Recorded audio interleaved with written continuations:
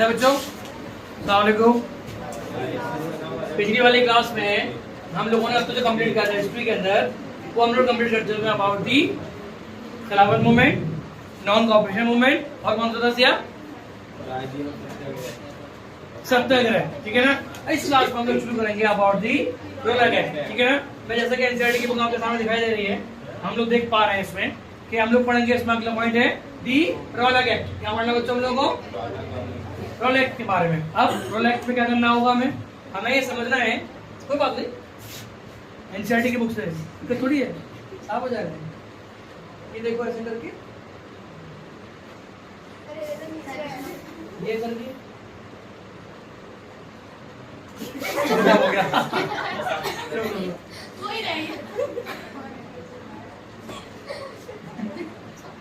कोशिश करता हूँ, वही क्लियर हो गया। चलिए हम आगे बढ़ते हैं।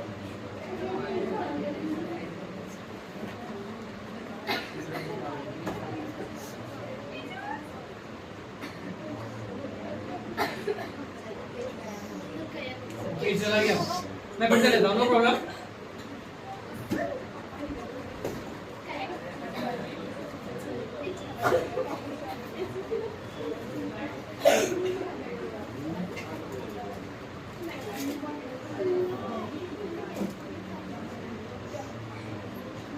सी ये वाला पेज था हमारा, दी रोल एक्ट वाला।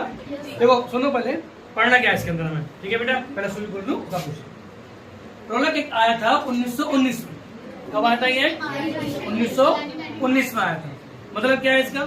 ये ऐसा कानून था जिस कानून के तहत अंग्रेजों ने बिना किसी सबूत के, सिर्फ शक के बिहाफ पर किसी भी आम नागरिक को पकड़कर जेल में बंद करने की व्यवस्था बनवाई थी। ये इंतजाम किया था अंग्रेजों ने कि भाई अगर कोई भी बंदा हमारे खिलाफ जाएगा कि कोई बंदा हमारे खिलाफ काम करेगा तो हम उसको सिर्फ शक के बिहाफ पर उठाकर ले जाएंगे और जेल में कैद कर देंगे। बात समझ आ रही है आपको? अब ये बात कब हो रही है? 1919 में। मैंने बताया आपको पिछली क्लास के अंदर कि मोहनदास करमचंद गांधी हमारे देश में आए हैं 1915 में, 9 जनवरी 1915 में। क्लियर हो रही है बात? ठीक है बच्चों, अब आगे सुनिए। गांधी जी के आने के बाद इस देश में क्या हुआ कि यहाँ पर चल रही थी फर्स्ट वर्ल्ड वॉर, जिसमें लोग बड़े परेशान थे। वो ये अंदाजा नहीं लगा पा रहे थे कि महंगाई से हम किस तरह जूझे, महंगाई से किस तरह अपने आप को हम लोग बाहर निकालें। ठीक है। ऊपर सोने में सुहागा ये कि अंग्रेजों ने लॉ बना दिए। लॉ भी ऐसे जिससे इंसानों को परेशान करने लगे। तो 1919 में जो एक्ट था तो उसका नाम था दी रोलक एक्ट। ठीक है ना। कभी कभी बोलते हैं इसको हम लोग ब्लैक लॉ। क्या बोलेंगे बच्चों हम लोग इसे? Black law. Black law means काला कानून। ऐसा कानून कि जिस किसी भी बंदे को आप चलते रास्ते पर या कहीं भी आप किसी राह पर उसे पकड़ कर गिरफ्तार कर ले, तो गिरफ्तार करने के बाद आप उसको जेल डाल दें। वो भी कितने साल के लिए? 2 साल के लिए। मीन्स के 2 साल तक बिना किसी ट्रायल के, 2 साल तक बिना किसी कार्रवाई के, 2 साल तक बिना किसी सवाल जवाब के वो बंदा कहाँ रहेगा? जेल में। अगर गलती उसने की है तो भी रहेगा, नहीं की है तो भी रहेगा। ठीक है ना। तो ये कानून सही था? नो, ये कानून सही नहीं था, ये चीज गलत थी। आप देख रहे हैं इसमें क्या लिख रहा है? Embodied with success, Gandhi ji in 1919 decided to launch a nationwide satyagrah against the proposed Rollock Act in 1919. This act had been hurried passed through the Imperial Legislative Council despite the united opposition of the Indian member. अब ये एक word आया बच्चों, Imperial Legislative Council. What is the meaning of Imperial Legislative Council? क्या मतलब होता है Imperial Legislative Council का? Now please tell me what is the meaning of Imperial Legislative Council? क्या मीनिंग होता है बच्चों इसके? अगर मान लीजिए मैं बात करूं इसकी, चल जाएगा तो सॉरी मेरी गलती है। अगर मान लीजिए मैं बात करूं इंपीरियल लेजिस्लेटिव काउंसिल की, तो ये कैसे होगा?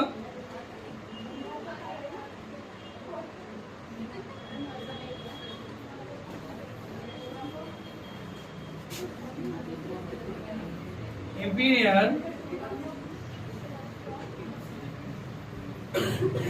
लेजिस्लेटिव काउंसिल, ये क्या चीज थी? हमारा बोर्ड इतना शानदार है कि इस पे मार्केट चलाना नहीं चाहिए। ठीक है, साफ हो जाएगा वरना खराब हो जाएगा। इंपीरियल लेजिस्लेटिव काउंसिल ये एक सभा थी।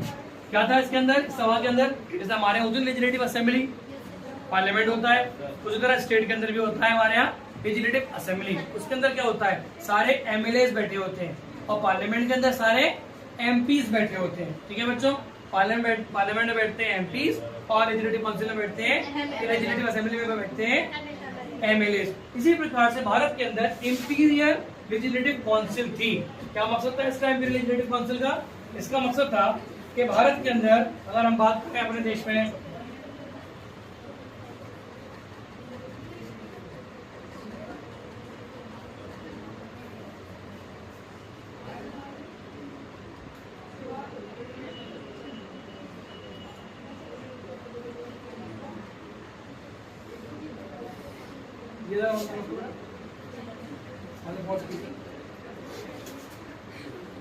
इसमें दिख रहा है आपको कि मान लीजिए अगर कोई बंदा गलती करता पकड़ा गया या अगर उसको जेल हुई तो मुमकिन है कि अंग्रेज उसको ले जाकर क्या करते थे, उसको जेल में बंद कर दिया करते थे। ठीक है बच्चों, क्या लेकर आया? डायर, एक व्यक्ति था जिसने बड़ी मात्रा में क्या किया, जनरल डायर ने क्या किया इसने कानून को बढ़ावा देने के लिए बड़ी मात्रा में लोगों के मन में एक बात फैलाई कि लोग जिस तरीके से अपने आप को आजादी की लड़ाई में लगाए पड़े उनको वहां से निकाल कर जेल में ठूस दिया जाए।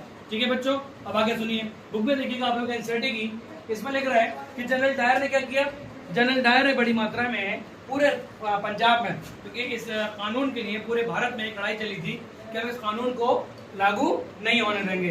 ठीक है ना, ये कानून अच्छा कानून नहीं है, बेकार कानून है, किसी भी आम नागरिक को गिरफ्तार करने के लिए बनाया गया है, इसीलिए इस कानून को हमें आगे बढ़ाना नहीं चाहिए। इसलिए उन्होंने इस कानून को हटाने के लिए पब्लिक के साथ लड़ना शुरू किया। किस लोगों ने?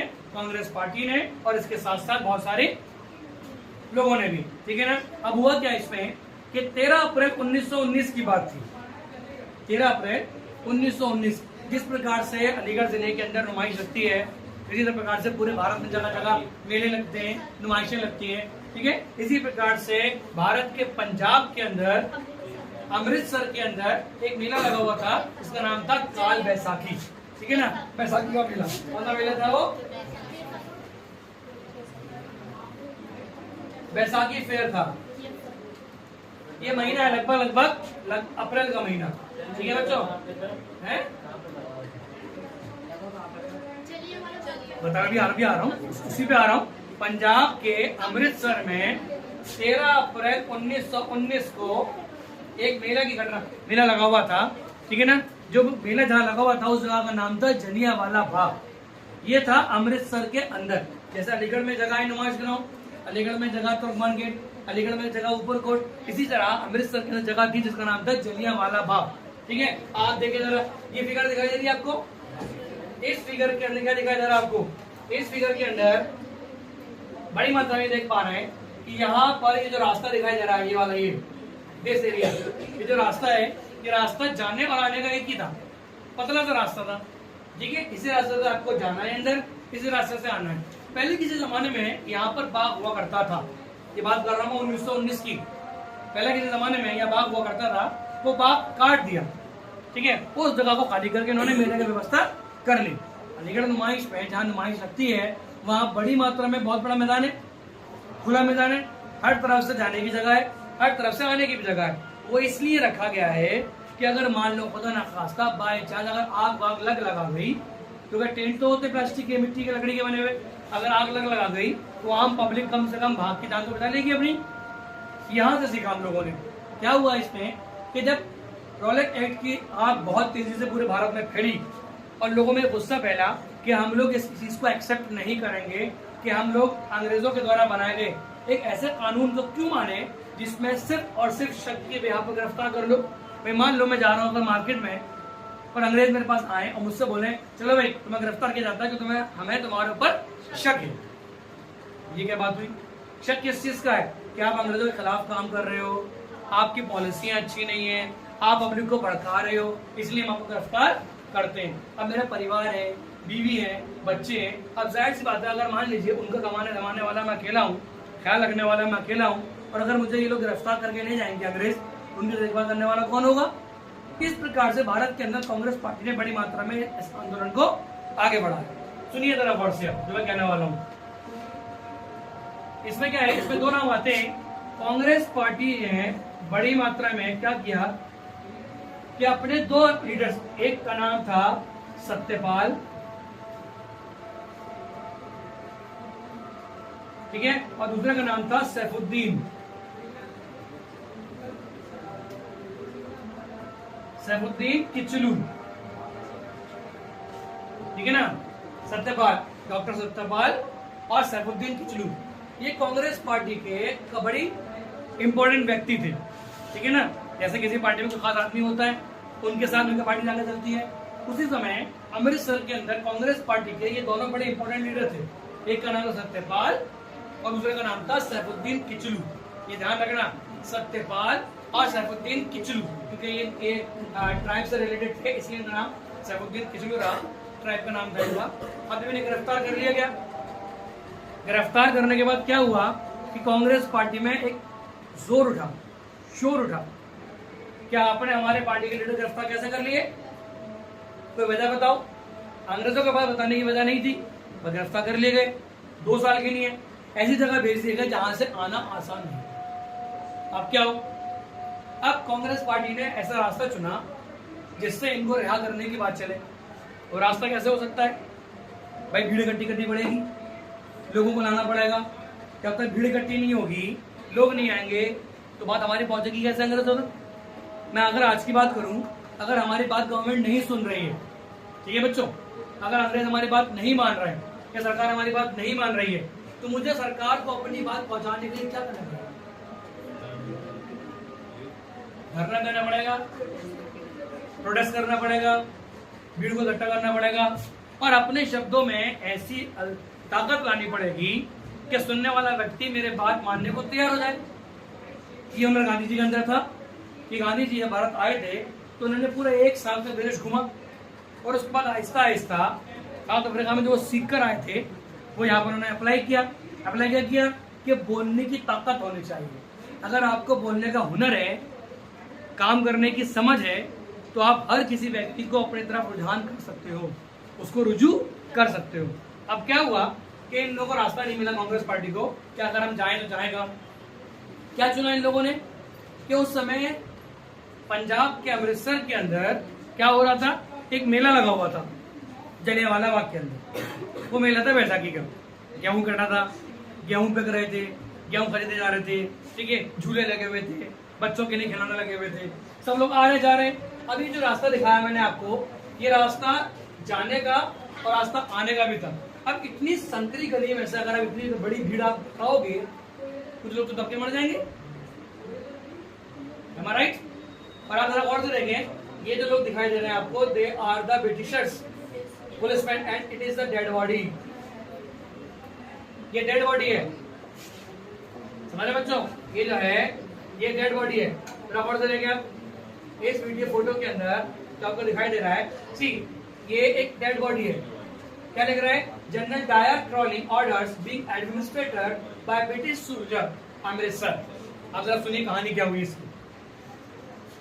कहानी ये हुई कि जब आम पब्लिक जलियांवाला बाग में घूमने के लिए गए तो उस समय कांग्रेस पार्टी ने अपना एक कैंप लगाया, ठीक है बच्चों, अपने एक कैंप लगाया। अब हम देखते हैं नुमाइश के अंदर, जब हम नुमाइश में जाते हैं शहर वाले रास्ते की तरफ से, तो पहले हमें क्या मिलता है, मौत का कुआं, ये होता है, कुछ नान खटाई वाले की दुकानें होती हैं और कुछ छोटी मोटी दुकानें होती हैं। अब वो सब लोग चिल्ला रहे होते हैं कि हमारी दुकान पर आ जाइए, सामान ले लीजिए, हमारी दुकान पर आ जाइए, सामान ले लीजिए, टिकट ले लो, आ जाओ, ये सामान देख लो। अब जिसकी इच्छा हो वो देखे, जिसकी इच्छा नहीं हो वो नहीं देखे, मर्जी है ना हमारी। वो लोग तो चिल्लाएंगे क्योंकि उनको सामान बेचना है। इसी पॉइंट ऑफ व्यू से, इसी नुक्ते निगाह से कांग्रेस पार्टी ने जलियांवाला बाग के अंदर एक कैंप लगाया। उस कैंप के लिए कोई जबरदस्ती नहीं थी कि आप इस कैंप में शामिल हो।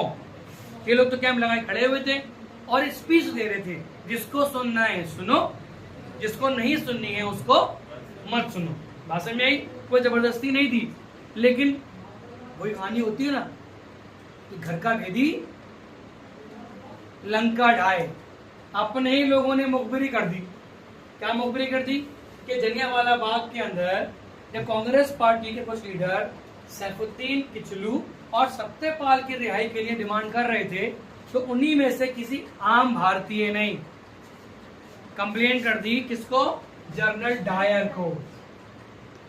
जनरल डायर कौन था? General Dyer was the SSP in Amritsar, SSP था।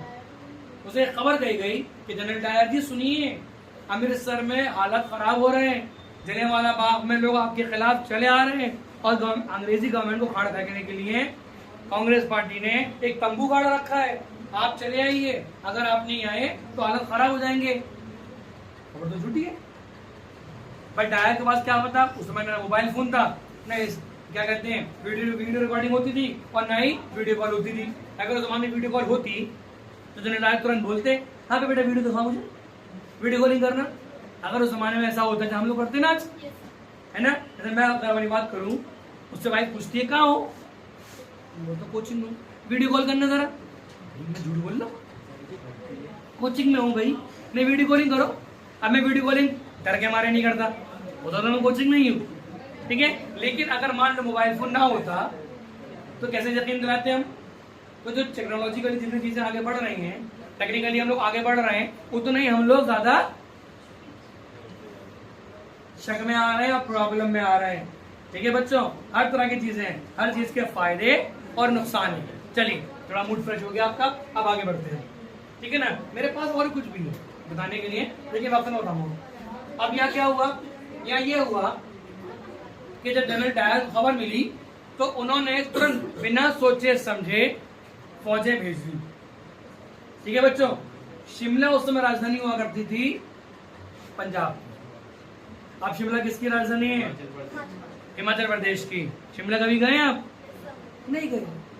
शिमला के बारे में सुना है?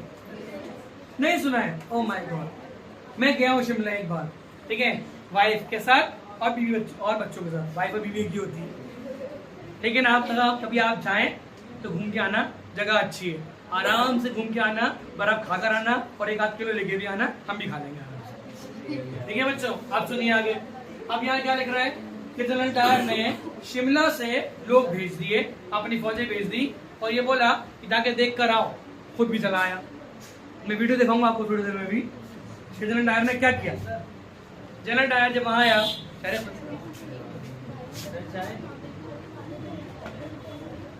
जनरल डायर, हाँ देखो क्वेश्चन था आपका। हाँ हाँ शाबाश, गुड क्वेश्चन। देखो एक्चुअली क्या है बेटा, हमारे भारत का जो क्या कहते हैं बनावट है वो किस प्रकार है? सी,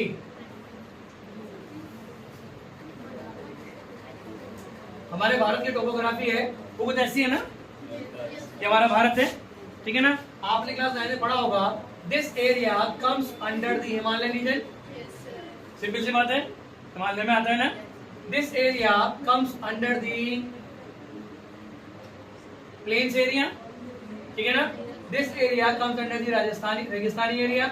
ये हमारा प्लेटू शुरू हो गया यहाँ से पूरा, है ना।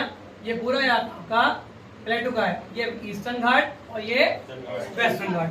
क्लियर हो रही बात? इसी हिसाब से लोगों का रहन सहन भी होता है। मैं अगर आपसे पूछूं कि भारत के अंदर सन 57 की जो बगावत हुई थी, सुना हो आप लोगों ने क्लास 6 में, खूब लड़ी मर्दाने वाली झांसी वाली रानी थी, रोए लो बुंदे लो के मुंह हमने सुनी कहानी थी, खूब लड़ी मर्दाने वाली वो तो झांसी वाली रानी थी। खूब पढ़ा हम लोगों ने बचपन में। ये लड़ाई कहाँ से शुरू हुई? शाबाश, मेरठ। अच्छा शहर, अच्छे लोगों का शहर है। मेरे ससुराल मेरठ की है, मैं समझ सकता हूँ कि मेरठ कितना अच्छा शहर है। वहाँ का हर आदमी गुस्से में रहता है, आज भी रहता है,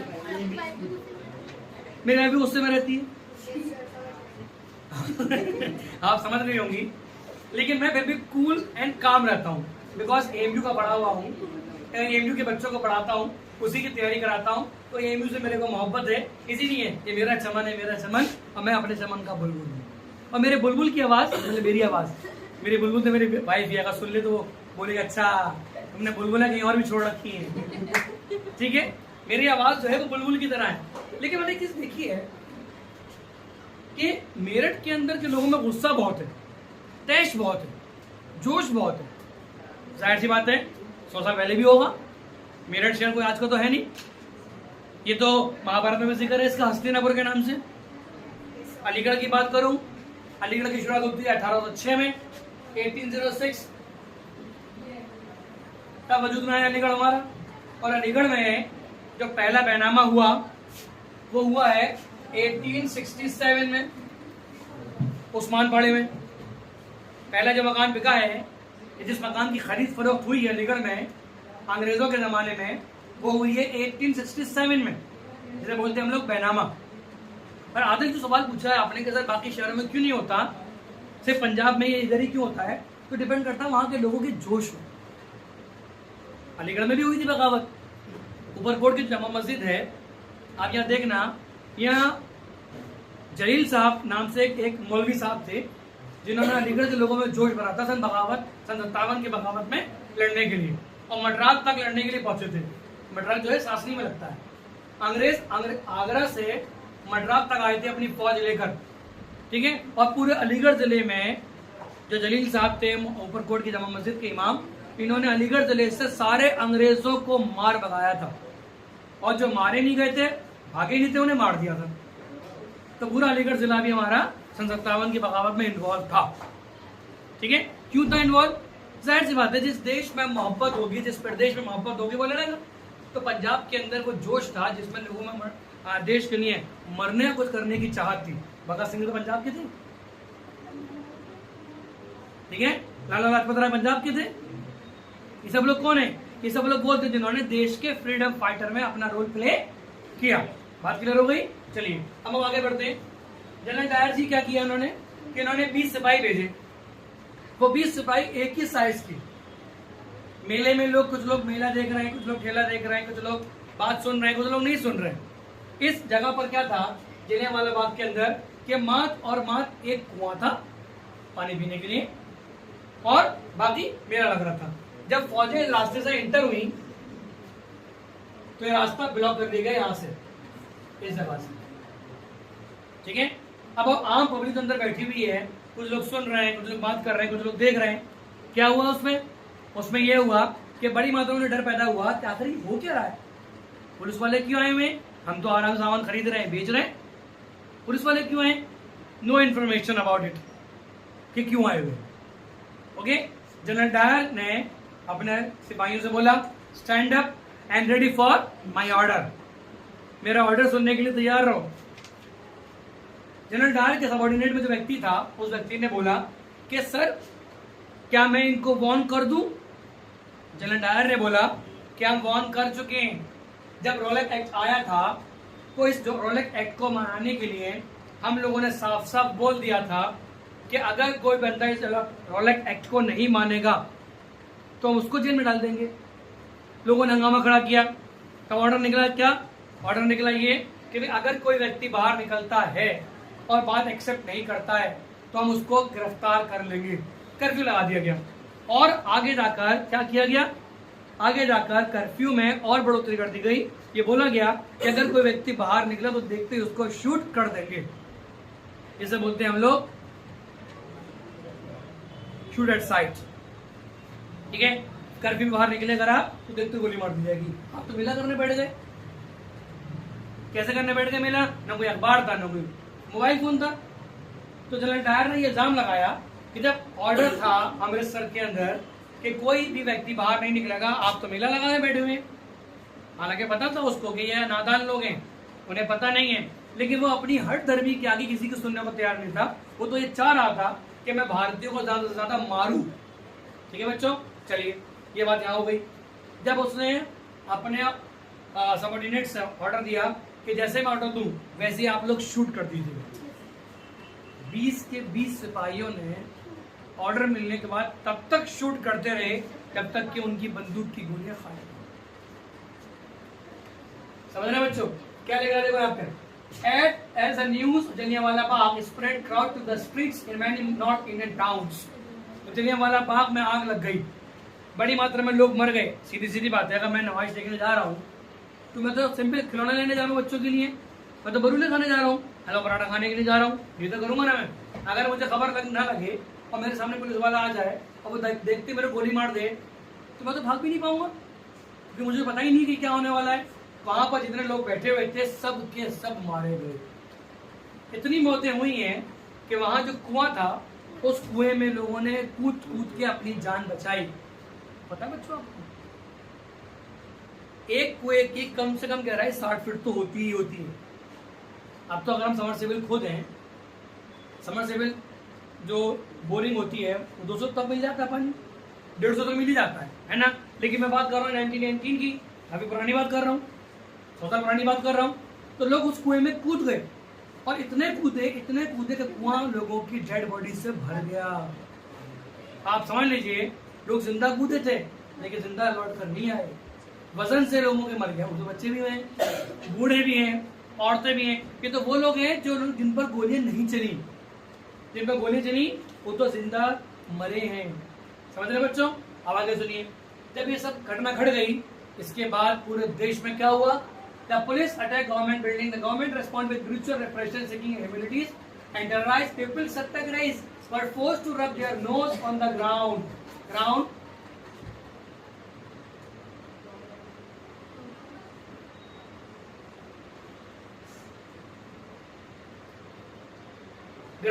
आगे क्या लिख रहा है देखो उसमें, ground on the street and do salam and do the sahib. People were flocked and villages around Gujranwala in Punjab, now in Pakistan, were bombed. Seeing violence spread, Mahatma Gandhi called off the movement. Mahatma Gandhi ने क्या किया? अपना movement वापस ले लिया। आप जरा सुनिए क्या किया था अंग्रेजों ने कि आप जितने भी भारतीय हैं, they are the black peoples, अगर समझते थे उनको, they are the black and pig peoples. Pig peoples वो बोला करते थे अंग्रेज हम भारतीयों से कि जब भी हम तुम्हारे सामने जाया करें हमें सलाम किया करो, तो बोला करो साहेब सलाम, और अपनी नाक को हमारे पांव के नीचे रखकर रब किया करो। समझ रहे हैं कितनी बेइज्जती वाली बात है? क्या हमसे बोल रहे हो कि हमको बोलो साहेब सलाम, और अपनी नाक जो है हमारे पांव में लेकर आओ, और जैसा हम कहेंगे वैसा करोगे। तो इतनी बेइज्जती कौन बर्दाश्त करेगा? ऊपर से आपके नजर में हमारी जान की वैल्यू नहीं है, आपने हम लोगों को मार दिया। अब सुनिए क्या हुआ। अब घटना ये घटी कि जनरल डायर को बुलाया गया अंग्रेजों के बड़े महकमे के पास। यहाँ ये बात मैं क्लियर कर दूं आप लोगों के सामने कि अंग्रेज बुरे थे, उनके लॉज बुरे नहीं थे। ठीक है बच्चियों, समझ आ रहा बेटा? ठीक है बॉयज, अंग्रेज बुरे थे पर उनके लॉज बुरे नहीं थे।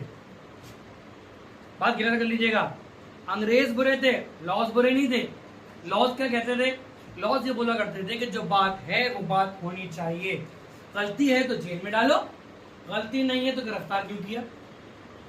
मैंने वीडियो दिखाई थी महात्मा गांधी की आपको, जब उन्होंने सारे लाइसेंस चला दिए उन्हें मारा गया, और बाद में अगले दिन अखबार में क्या आया कि Mohandas Karamchand Gandhi was not guilty because he is not doing wrong. वो गलत नहीं कर रहे थे, वो सही कर रहे थे, लेकिन आपने उनको मारा, परेशान किया, तो इसलिए सजा आपको मिलेगी, मोहनदास करमचंद गांधी को नहीं मिलेगी। वही लोग भारत में भी थे। अब जब अंग्रेजों ने देखा, बड़े बड़े अधिकारियों ने, कि जनरल डायर ने क्या किया, बुलाओ इसको, उसके खिलाफ कोड ऑफ इंक्वायरी में। समझ में आ रहा है? समझ में आ रहा है बच्चों आप लोगों? अगर नहीं आ रहा हो तो मुझसे दोबारा पूछ लीजिएगा, आई विल एक्सप्लेन 100 टाइम्स। ठीक है? मैं इमेजिन कर पा रहा हूं कि मैं आप लोगों के फेस देख पा रहा हूं कि आप लोगों के फेस में वो जो दर्द था कहने वाला बाप का, वो मैं देख पा रहा हूं आप लोगों की आंखों में आ पा रहा है। अच्छा बड़ा तो हुनर है, मैं समझा पा रहा हूं, ये वो खुशी है मुझे अपने लिए कि मैं आपकी आंखों में वो पेन देख पा रहा हूं कि आपको महसूस हो रहा है कि सर उस समय गोली चली होगी तो दर्द कैसा हुआ होगा। दिल टूटने का दर्द भी वैसे ही होता है, दिल किडनी टूटने का दर्द भी। पर चलिए फिलहाल हम दिल को जरा कोने में रखते हैं, हम मेन चीज पर। अच्छा अब क्या हुआ कि जब कोड ऑफ इंक्वायरी की तो इसमें क्या हुआ, बड़ी मात्रा में अंग्रेजों ने बुलाया जनरल डायर को। जनरल डायर आए, उनसे पूछा कि डायर साहब ये बताइए कि जो बच्चा वहां 5 साल का था, कितना, 5 साल का, जब वहां बड़े बूढ़े सब लोग मौजूद थे, आपने सोचा कि आप गोली चला रहे हैं, अगर ये लोग मरमरा गए कौन जवाब देगा?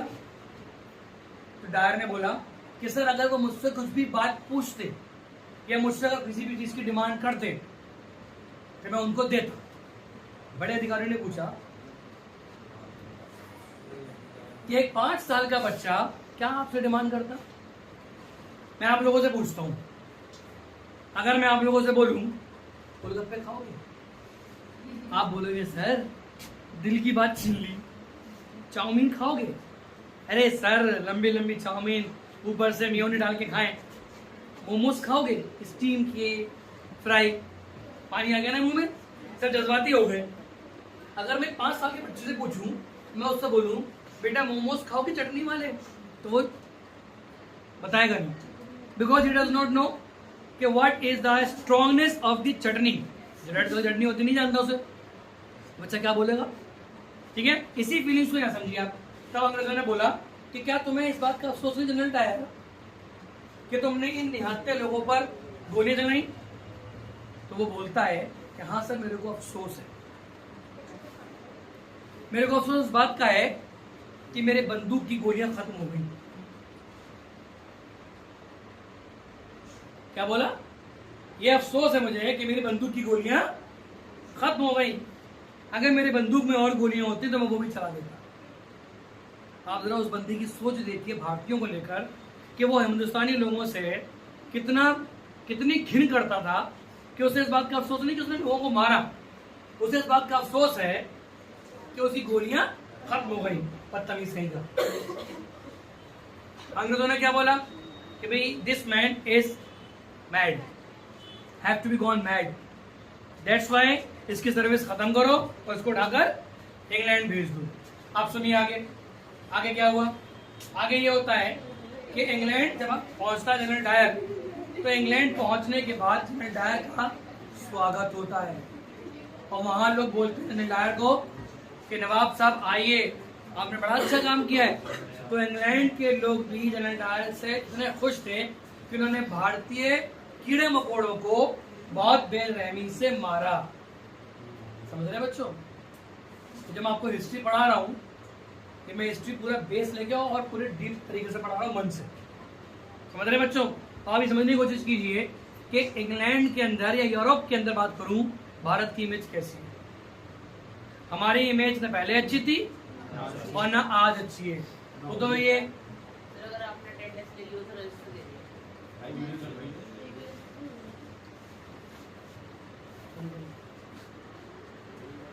देखो आपका जो सवाल है शायद फायदा सवाल बिल्कुल ठीक है बेटा आपका कि सर सब लोग मरे थे। अब देखिए मैं अगर रिकॉर्ड की बात करूँ ना आपको, तो रिकॉर्ड अंग्रेजों ने बनाए, जाहिर सी बात है। सुनो बच्चों, रिकॉर्ड बनाए अंग्रेजों ने। अब अंग्रेजों ने सच्चे बनाए या झूठे बनाए, नोबडी नोस। उस समय अंग्रेज गवर्नमेंट थी, अंग्रेज जो चाहते थे वही होता था। अगर उन्होंने गलत लिखे होंगे माँ बाप गलत ही आएंगे। अब मान लीजिए मैं जो पढ़ा रहा हूँ एनसीईआरटी बुक से पढ़ा रहा हूँ। अब एनसीईआरटी बुक में जो लिखा हुआ है गवर्नमेंट बुक है, हम ये मान लेंगे कि इसमें सही लिखा है। लेकिन जो साइड बुक्स आती हैं मैं कैसे मान लूं कि सही लिखा है उसमें? भाई मैं जो पढ़ा रहा हूँ आपको, ये तो किसी न किसी बुक से पढ़ा रहा हूँ ना, जाहिर सी बात है। अब जिसने ये बुक लिखी है उसने भी कहीं ना कहीं से पढ़ा होगा, अब उन्होंने भी कहीं ना कहीं से पढ़ा होगा। अभी जो दर पीढ़ी हम तक पहुंचा है, ये रिकॉर्ड वही होंगे जो अंग्रेजों ने बनाए होंगे, जाहिर सी बात है। अब उन्होंने कमतर लिखे होंगे तो हम कम लिखेंगे, ज्यादा लिखे होंगे ज्यादा करेंगे। आप चाहे बाद में पीएचडी कर लें, आप चाहे बाद में पूरा रिसर्च कर लें, तो तुम आंसर कुछ निकल के आएगा। असल इतिहास क्या है ये तो आपको भी नहीं पता, मुझे भी नहीं पता। आज तो नेट का जमाना है, यूट्यूब का जमाना है। अब यूट्यूब पर कौन सही देखता है, दिखा रहा है, कौन सही पढ़ा रहा है, कौन गलत पढ़ा रहा है, नोबडी नोज। लेकिन हमारी कोचिंग के अंदर हम एनसीईआरटी से पढ़ाते हैं, तो हमारे पास ये प्रूफ है, ये पुख्ता जमीन है कि हम एनसीईआरटी से पढ़ा रहे हैं और एनसीईआरटी गवर्नमेंट की है, तो गवर्नमेंट झूठ थोड़ी बोलेगी हमसे। अगर आप साइड बुक से पढ़ रहे हो तो ये आप पर निर्भर करेगा कि आपको वो समझना आ भी रही है बात नहीं आ रही। ठीक है बेटा, चलिए आगे बढ़ते हैं। While the Rolex Satyagraha had been a widespread movement, it was still limited mostly to cities and towns. Mahatma Gandhi now felt to need to launch a more broad-based movement in India. but was certain that such a movement could be organized without being Hindu and Muslim close together. क्या बात कही गई है इसमें कि मोहनदास करमचंद गांधी इस बात पर ध्यान दे रहे थे कि भारत के अंदर लड़ाइयां अंग्रेजों के खिलाफ हों, आपस में ना हो। ठीक है बच्चियों, जरा मेरे तरफ देखिए गौर से, पहले सवाल पूछ रहा हूं आप लोगों से, फिर से जवाब दीजिएगा। क्या हमारे देश के अंदर एकता है? नहीं है ना, पहले भी नहीं थी। तो जितने बड़े बड़े political thinkers, philosopher like Mohandas Karamchand Gandhi, like Vallabh भाई Patel, like Jawaharlal Nehru, Maulana Abul Kalam Azad and sir Syed Ahmad Khan, इन तरह के बड़े बड़े फिलोसफर्स, बड़े बड़े थिंकर्स, इन लोगों की मंशा क्या थी, इन लोगों की पॉलिटिक्स क्या थी, इन लोगों की थिंकिंग क्या थी? सर सैयद अहमद खान क्या बोला करते थे? सर सैयद अली रहमा अक्सर ये कहा करते थे कि ये दो आंखें जो हैं ये उस दुल्हन की आंखें हैं जो एक सजी हुई दुल्हन है, एक हिंदू की आंखें और एक मुस्लिम की आंखें। अगर इस दुल्हन की मैं एक आंख फोड़ दूं तो दुल्हन बहनी हो जाएगी, काणी हो जाएगी, जाहिर सी बात है। तो दुल्हन खूबसूरत कब लगती है? दुल्हन खूबसूरत लगती है अपनी दोनों आंखों से, और दोनों आंखें हिंदू और मुस्लिम है। अगर हम सब लोग मिलकर रहेंगे, एकजुट होकर रहेंगे, तभी तो आगे बढ़ेंगे। यही बात मोहनदास करमचंद गांधी ने कही है कि अगर आपको इस देश में अंग्रेजों से लड़ाई लड़नी है, अगर आपको इस देश में अंग्रेजों के साथ आगे बढ़ना है, तो जरूरी क्या होगा? जरूरी होगा कि आप पहले एक हो जाओ। ना तो कोई हिंदू रहे, ना ही कोई मुस्लिम रहे, ना ही कोई सिख रहे, ना ही कोई ईसाई रहे, बल्कि सब के सब क्या बन जाए? सब के सब इंडियन बन जाए। ठीक है ना बच्चों, हम सब के सब भारतीय बन जाएं। और जब तक भारतीय नहीं बनोगे तब तक आपके देश का विकास नहीं होगा। आगे बनिए, आगे सुनिए। One way of doing this, the fact, the Khilafat issue, the First World War had ended defeat of Ottoman Turkey. अब सुनिए, जो फर्स्ट वर्ल्ड वॉर थी ये भी खत्म हो गई, और जो हम लोगों ने खिलाफत मूवमेंट शुरू किया था, सुनो बच्चों, जो हम लोगों ने खिलाफत मूवमेंट शुरू किया था वो खिलाफत मूवमेंट भी फेल हो गया 1922 में। कैसे फेल हो गया बच्चों? शौकत अली और मोहम्मद अली ने जो खिलाफत मूवमेंट बनाया था वो फेल हो गया। बताएं क्यों? एनीवन? बैक बेंच बच्चियों, बताओ बेटा, ऐसा क्यों हुआ होगा? खिलाफत मूवमेंट शुरू हुआ फर्स्ट वर्ल्ड वॉर में तुर्की पर हमला करने के बिहाफ में, ठीक है। ऑटोमन एम्पायर के जो आखिरी खलीफा थे मुस्तफा कमाल अतातुर्क पाशा, इनको गद्दी से हटाने के बिहाफ पर खिलाफत मूवमेंट शुरू हुआ। पर सवाल मेरा ये है कि 1922 में ये खिलाफत मूवमेंट क्यों बंद हो गया? इसकी वैल्यू खत्म हो गई अपने आप।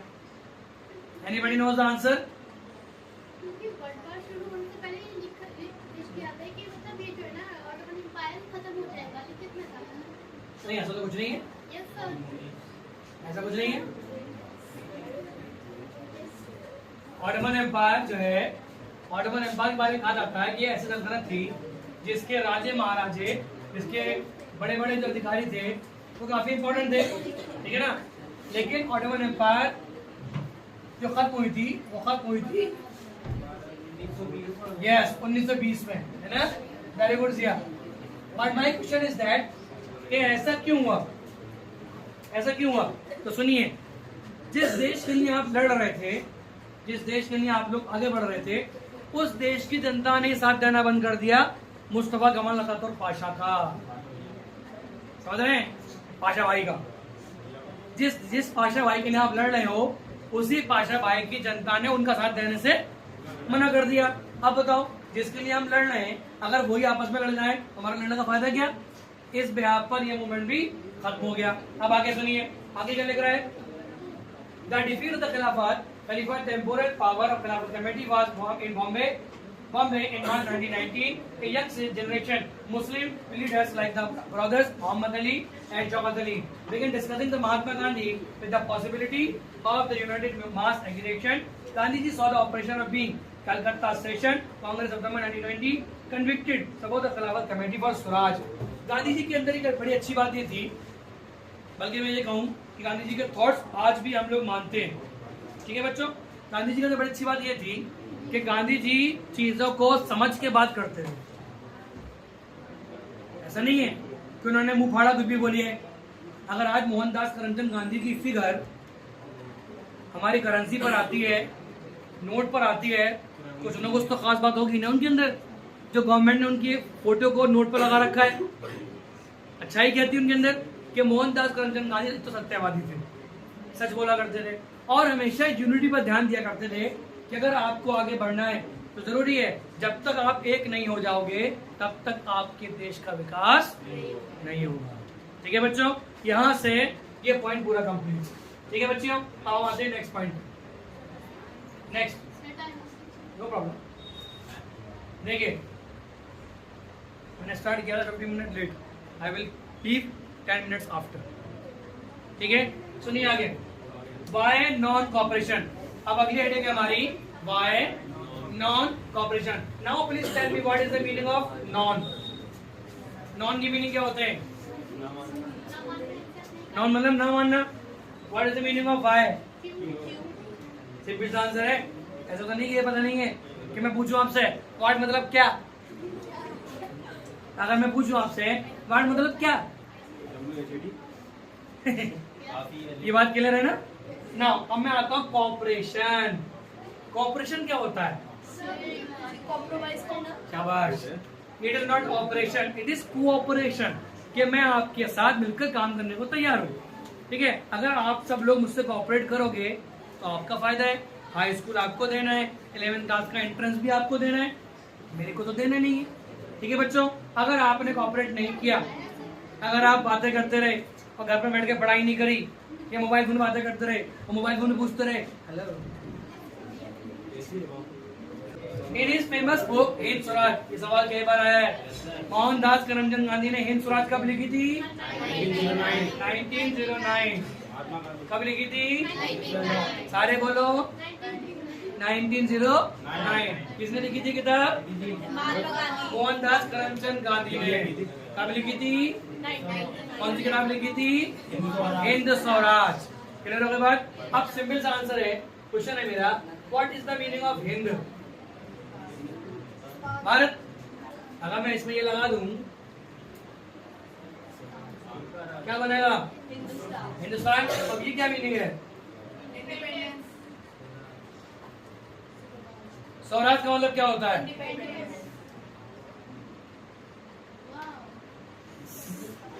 Wow wow.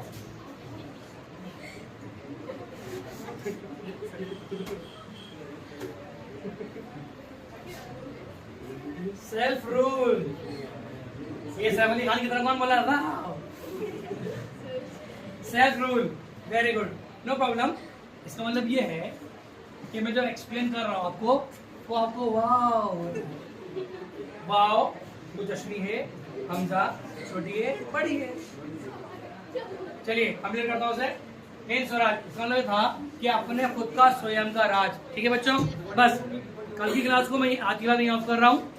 कल मैं इंशाल्लाह आपको ये एक्सप्लेन करूंगा, प्लीज पढ़कर आइएगा और हम समझेंगे कि नॉन कोऑपरेशन क्या होता है ऑन टुमारो।